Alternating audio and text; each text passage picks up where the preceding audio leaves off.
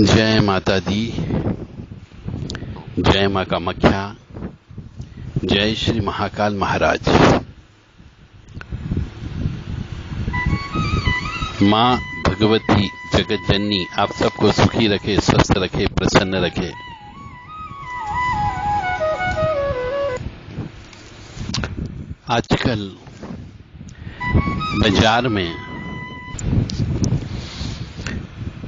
आजकल बाजार में अनेक सनातन कंपनियों की तरफ से लोभान की धूप बत्ती, लोभान के कप और लोभान की अगरबत्ती ये बेचे जा रहे हैं। दुकान पर भी बिक रहे हैं, बहुत सी दुकानों पर बिक रहे हैं और मनुष्य को मालूम ही नहीं वो लोभान की अगरबत्ती घर लाके जला रहा है। और बहुत से मनुष्य गलती से खरीद के लेके जा रहे हैं। दुकानदार से बोलते हैं अच्छी सुगंधित अगरबत्ती देना, तो वो लोभान की अगरबत्ती दे देता है और मनुष्य खरीद के ले आता है और जलाता है। इसकी सुगंध भी अच्छी लगती है, परंतु मेरा ये कहना है कि एक हिंदू सनातनी को कभी भी घर में लोभान नहीं जलाना चाहिए। पर आजकल अंधे हो गए लोग, लोभान जलाते हैं, घर में लोभान जलाने लगे हैं सिर्फ अपने कुछ समय के सुख के लिए। क्योंकि लोभान का चलन जो है मजारों पर होता है, जहां पर जमीन में मुर्दा गड़ा हुआ होता है। और ये एक सुनियोजित षड्यंत्र के तहत जगह जगह आजकल लोभान बिकने लगा है और जानबूझ करके उसको सस्ता बना करके बेचा जा रहा है, सुगंधित बना करके बेचा जा रहा है। और यह भी एक विशेष कम्युनिटी के द्वारा इसको फैलाया जा रहा है कि घर में लोभान जलाओ, लोभान जलाओ। तो लोभान जलाने का मतलब क्या? जैसे कि हमारे सनातन धर्म में पुराने जमाने में सुगंध पूजा जब भी होती है तो सुगंध इत्यादि फैलाने के लिए गाय के कंडे के ऊपर जड़ी बूटियों का चूरा, घी, शहद, केसर, अगर तगर, चंदन, इलायची, जायफल, जावित्री, छार छबीला, कपूर काचली, कपूर, लौंग, पीली सरसों ये छोड़े जाते हैं, ये जलाए जाते हैं। और वो भी किसके ऊपर? गाय के सूखे गोबर के ऊपर, जिसको कंडा बोला जाता है। और लोभान जलाया जाता है अंगारों के ऊपर। दोनों में जमीन आसमान का अंतर है।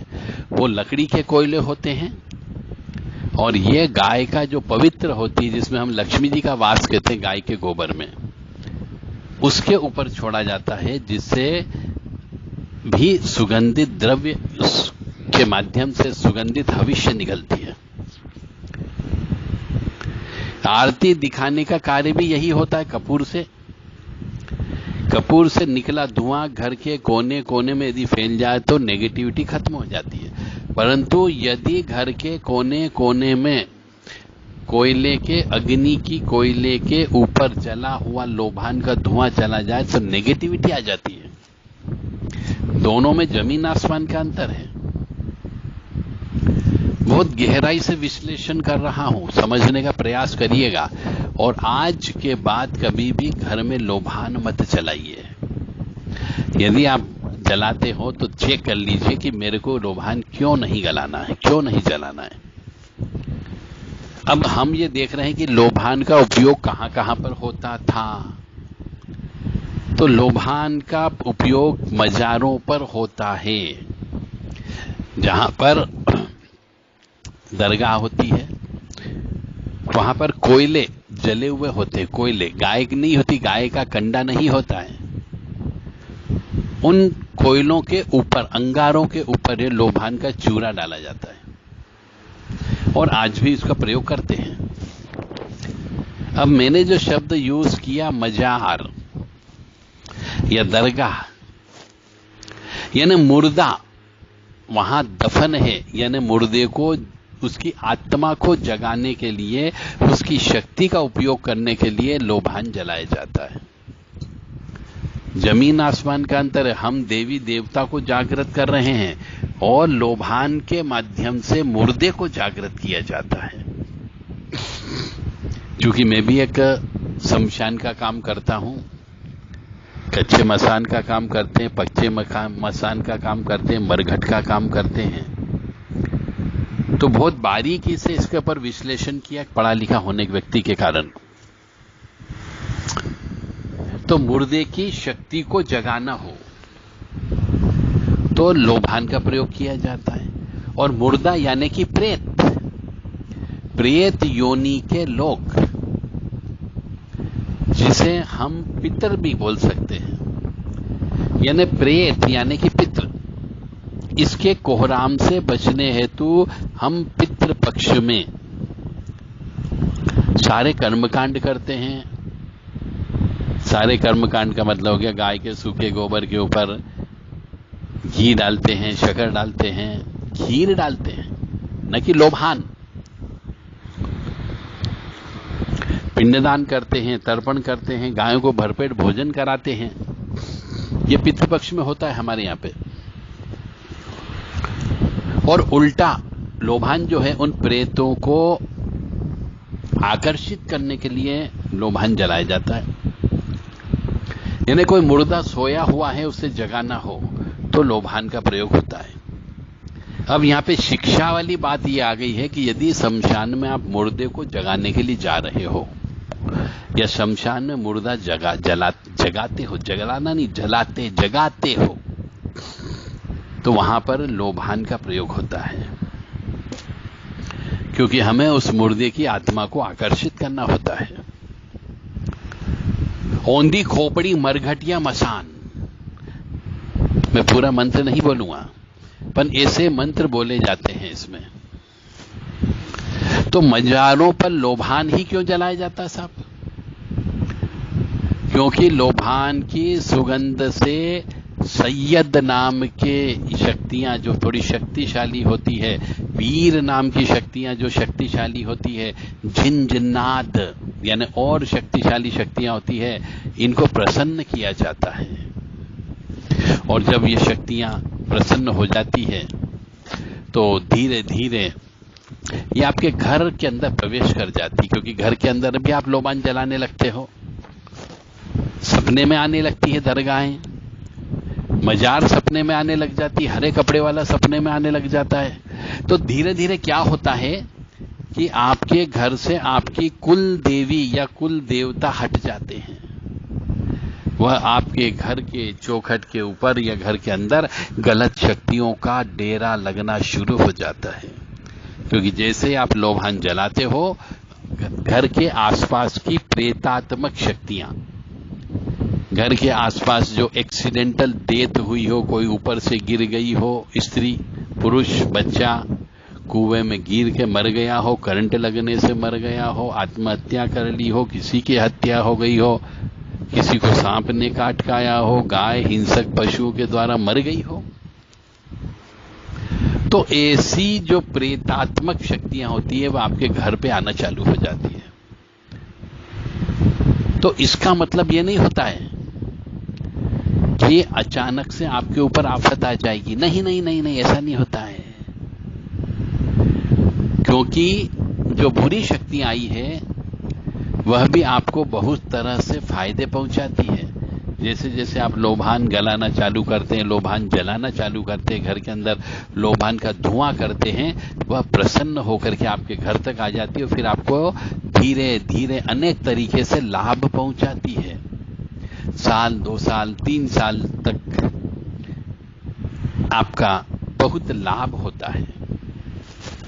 उसके बाद में आपका बहुत बुरा हश्र होने लगता है, क्योंकि घर के कुल देवी देवता तो नाराज हो जाते हैं और ये प्रेतात्मक शक्तियां आ जाती है जो दूसरे समाज की भी होती है, दूसरे धर्म की भी होती है और कुछ दूसरी जाति की भी हो सकती है।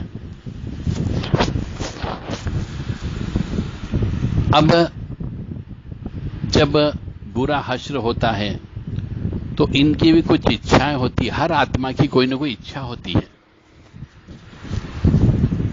अब ये अपनी इच्छाएं पूरी करती है आपके माध्यम से, और आपको गलत कार्य करने के लिए भी मजबूर करती है, इच्छा पूरी करने के लिए। अब चूंकि जो जैसा प्रेत होगा वैसी ही उसकी इच्छा भी होगी। वह मांस खाने के लिए आपको लालित करेगा, शराब पीने के लिए लालित करेगा, किसी के साथ गलत कार्य करने के लिए लालित करेगा, किसी के साथ बलात्कार करने के लिए करेगा, अनेक स्त्रियों के साथ सहवास करने की इच्छा उत्पन्न होगी, और स्त्री को अनेक पुरुषों के साथ सहवास करने की इच्छा होगी। और मनुष्य दलदल में फंस जाता है, क्योंकि कुल देवी देवता और पितृ देवता आपको गलत रास्ते पर जाने से रोकते हैं, और ये गलत रास्ते पर लेकर के जाते हैं। जो दोनों में जमीन आसमान का अंतर हो गया है। तो प्रेत ही होता है। अब होता क्या है कि लोग मजारों पर, दरगाह पर जाते हैं, वहां से कुछ फोटो लेकर के आ जाते हैं, कुछ राख लेकर के आ जाते हैं, या फिर कुछ तावीज ले आते हैं वहां से। कह रहे ये बच्चा बहुत बीमार रहता है, तो उनने तावीज दे दिया। आपने कहा रहे बच्चे के पैर में लगती रहती है, चोट लगती रहती है, तो पैर में उनने काला धागा बांध दिया। या फिर वहां से भभूत देती कि बोले जब भी ये चिड़चिड़ापन करे भभूत लगा देना, खिला देना, पानी में घोल के पिला देना। तो आपने वैसा करना प्रारंभ कर दिया। तो वहां की जो बहुत सारी प्रेतात्मक शक्तियां होती है वो आपके घर तक तावीज में बैठ कर के आ जाती है, भभूत के माध्यम से शरीर में प्रवेश कर जाती है, फोटो के माध्यम से आपके घर तक आ जाती है, और घर के कुल देवी देवता घर छोड़ के चले जाते हैं। बहुत ही रहस्यमयी ज्ञान आपको प्रदान किया जा रहा है। और बहुत से लोग ऐसी चीजें ला करके अपने पूजा घर में रख देते हैं। इसके बाद मनुष्य के साथ में 2-3 साल में अनेक उठा पटक वाली घटनाएं घटित होती है। तब आपको समझ में आता है, और जब तक समझ में आता है तब तक आप उस लायक नहीं रहते हो कि कुछ समझ सको। और कई लोगों की इन प्रेतात्मक शक्तियों की वजह से आत्महत्या हो जाती है, अचानक मृत्यु हो जाती है, अकाल मौत हो जाती है, या आत्महत्या कर लेते हैं। क्योंकि अतृप्त आत्माएं तो अतृप्त ही होती है, वो फिर अपना ग्रुप बनाती है। आपके यहाँ पे मान लो 10, 20, 50 प्रकार की आत्माएं आ गई, किसी जवान लड़की के ऊपर चिपक गई, जवान लड़के के ऊपर चिपक गई। तो ये आत्माएं स्त्री है तो पुरुष के साथ सहवास करती है, और पुरुष है तो स्त्री के साथ सहवास करती है, और अपनी इच्छाएं पूरी करती है कि मुझे ये कपड़ा पहनना। तो उस स्त्री के मन में ऐसी भावना उत्पन्न करेगी कि मुझे ऐसा कपड़ा पहनना है, वह वैसे ही कपड़े सिलाती है, और पुरुष भी वैसा ही रहने लगता है जैसी स्त्री उसके ऊपर लग जाती है। यानी स्त्री पुरुष के माध्यम से अपनी हसरतें पूरी करती है, और पुरुष जो है स्त्री के माध्यम से अपनी हसरतें पूरी करता है। तो मेरा आप लोगों से विनम्र निवेदन है, मैं बार बार आपसे हाथ जोड़ के प्रार्थना कर रहा हूं, मां भगवती की कसम भी दे रहा हूं आपको, कि कभी भी घर में किसी भी दरगाह या मजार की आपको फोटो नहीं लानी है। ये गांठ बांध ले, और मेरी आवाज सभी हिंदू सनातनियों तक पहुंचाने की आपकी जिम्मेदारी है। फॉरवर्ड करो, उनको बताओ, ताकि आप किसी की घर परिवार को बचा सकते हो, किसी की जान बचा सकते हो, किसी के परिवार को बर्बाद होने से भी बचा सकते हो। यह पुण्य का काम है। यानी कि आप जब तक समझते हो तब तक तो बर्बाद हो जाओगे, कंगाल हो जाओगे।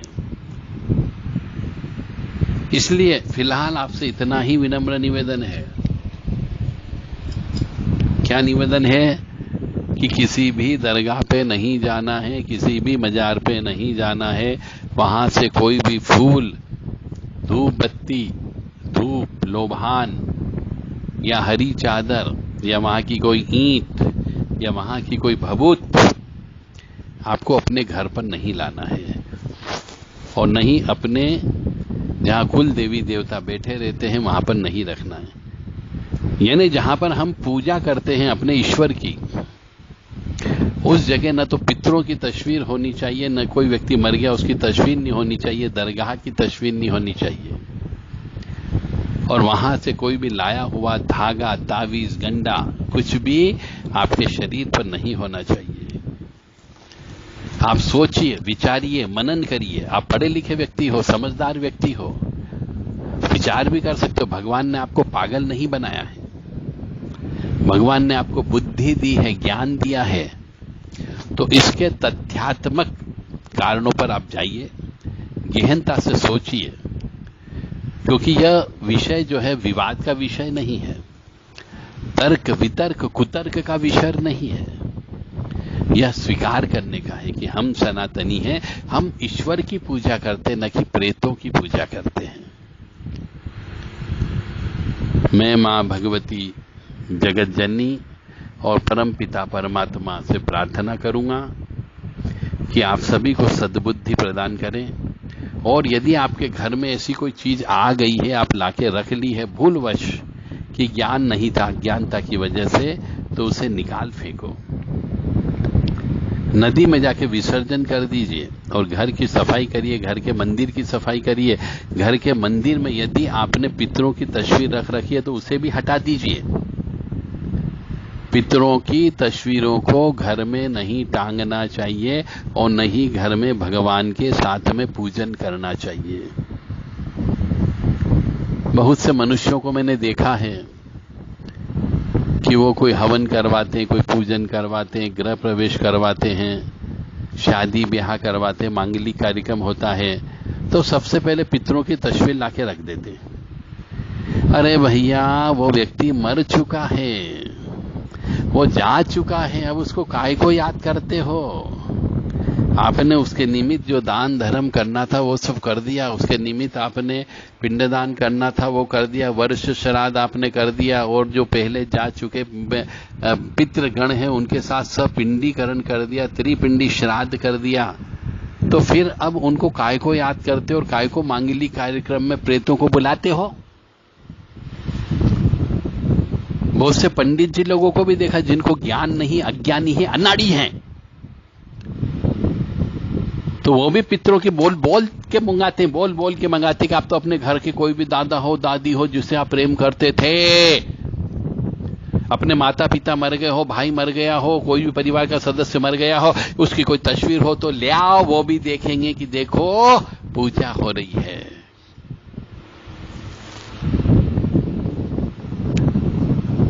तो मेरा सभी सनातनियों से, हिंदू से विनम्र निवेदन है कि जब भी पूजन अर्चन हो, मांगलिक कार्यक्रम हो, विवाह हो, गृह प्रवेश हो, उस समय पितरों को केवल आह्वान के रूप में याद किया जाता है, उनकी तस्वीरें नहीं लगानी चाहिए, और नहीं उन दिन तस्वीरों का पूजन नहीं होता है।